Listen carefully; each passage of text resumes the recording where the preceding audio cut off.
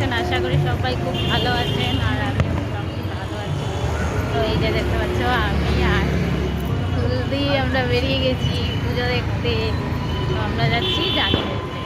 আমার সাথে থাকবেন, ভিডিওটা পুরো দেখবেন।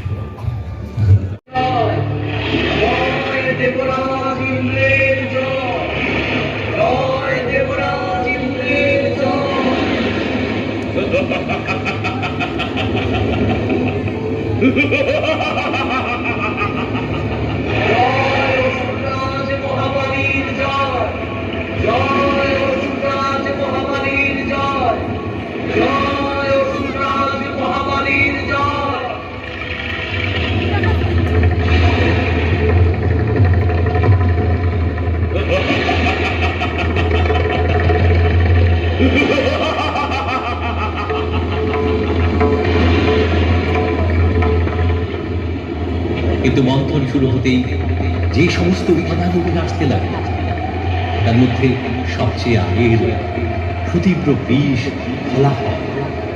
এই ফলাফলের প্রভাবে রীতিমতো ত্রিলোকে ছড়িয়ে পড়ল মহাতম।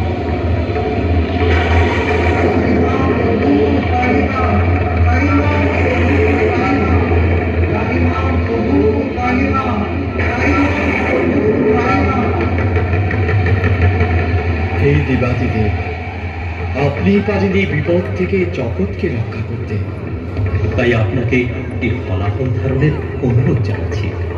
তথাস্তু। সেই সঙ্গে দেবাসুরের সমবেত প্রার্থনায় আবির্ভূত হলেন লয়ের কর্তা দেবাদিদেব মহাদেব। তিনি অবলীলায় সমস্ত ফলাফল ধারণ করলেন নিজের কণ্ঠে। এই বিষের প্রভাবে নীল কণ্ঠ হলেন দেবাদিদেব মহাদেব। রক্ষা করলেন গোটা জগৎ সংসার। জয়ধ্বনি উঠল দেবাসুরের কণ্ঠে, জয় দেবাদিদেব মহাদেবের জয়। ধীরে উঠে এলো নানা উপাদান, উঠে এলো রত্নাবলী। দেবাসুরের মধ্যে সেগুলি ভাগ হল। উঠে এলেন অপ্সরাগণ,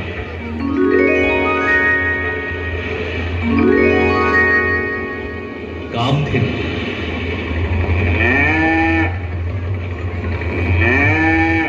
স্বস্তি।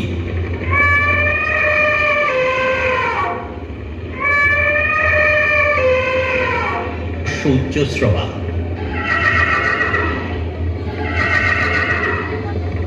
কৌস্তব,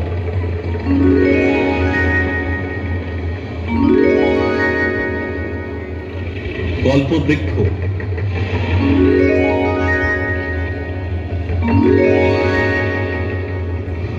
দেবী লক্ষ্মী,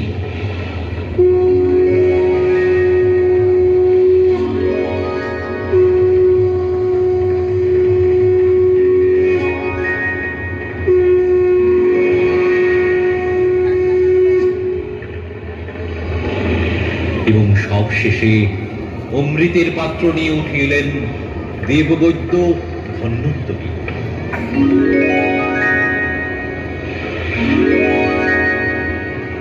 আমি অসুর কুলপতি তিলকের অধীশ্বর হিসেবে আমার বীর সেনানীদের আদেশ করছি, দুর্বল দেবতাদের কাছ থেকে ছিনিয়ে নাও অমৃতের পাত্র।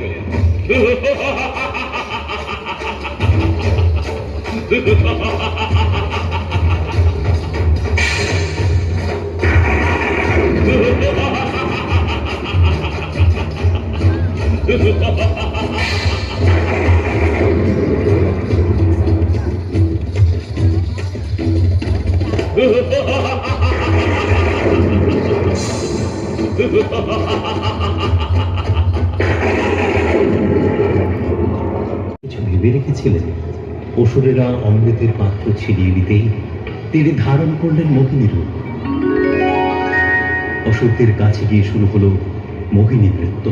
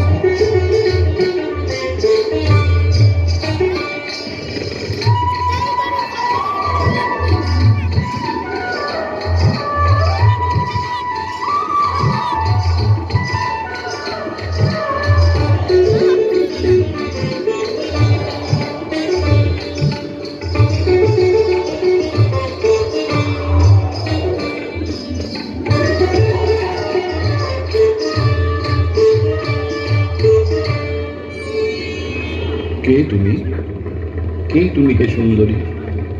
তোমার নৃত্য আমাদের পাগল করে দিচ্ছে।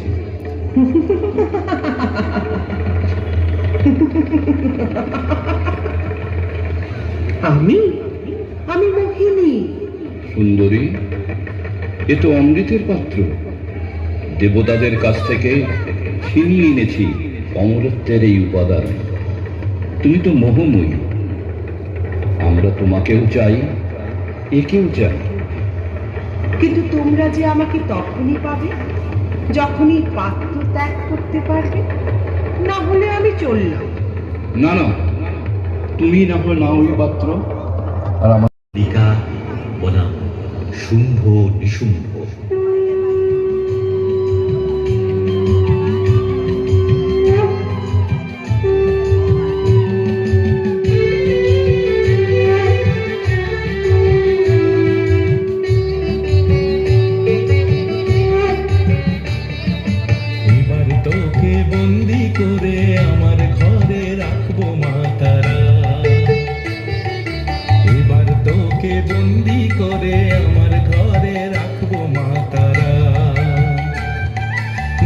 রাঙিনায় বইবে জোয়ার স্রোতস্বিনীর ফল্গু ধারা, রাখবো মা